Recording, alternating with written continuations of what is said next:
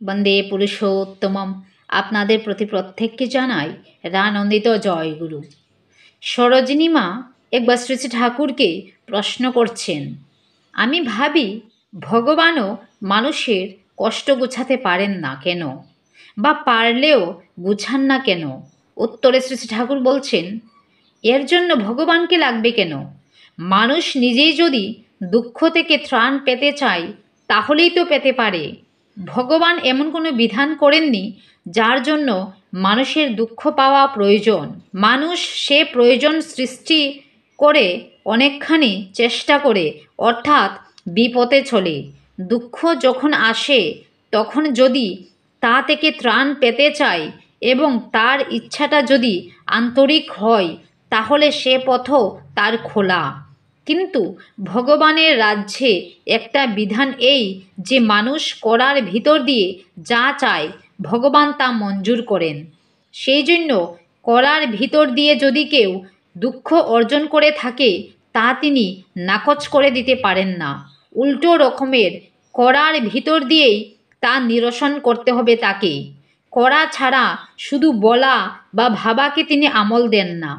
তুমি যে দুঃখ চাও না, আচরণের ভিতর দিয়ে তার পরিচয় দিতে হবে তোমাকে।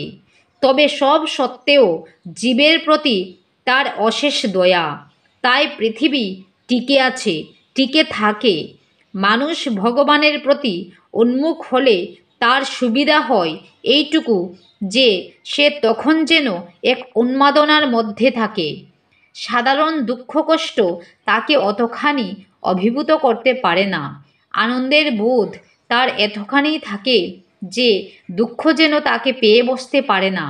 তাছাড়া সবসময় ভগবৎ সেবার বুদ্ধি থাকে বলে দুঃখ কষ্ট ও দুরবস্থাকেও তার সেবায় লাগিয়ে দেয়। তাই সে ঘায়েল হয়ে পড়ে না। মন্দের ভিতর দিয়ে যতখানি ভালো আদায় করা যায় তাই সে করে। বিষকেও সে অমৃতে পর্যবসিত করে তোলে। ভক্তি বড় জবরমাল, তা মানুষকে বুদ্ধি যোগায়, শক্তি যোগায় অসাধারণ। আর দুঃখ মাত্রই খারাপ নয়। এক দুঃখ হলো প্রবৃত্তি কর্মের দুঃখ, আরেক দুঃখ হলো তপস্যা কল্পে।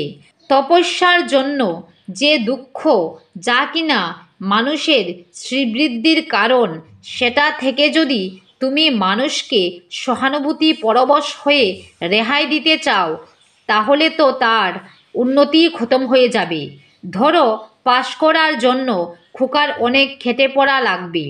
এই খাটুনির একটা কষ্ট আছে। তুমি যদি ভাবো বাছার আমার এত কষ্ট কি সয়, অতঃপরে কাজ নেই, তাতে যা হয় হবে, তাহলে তো ও মুখ্য হয়ে থাকবে। উন্নতি লাভ করতে গেলেই তার জন্য কঠোর তপস্যা চাই।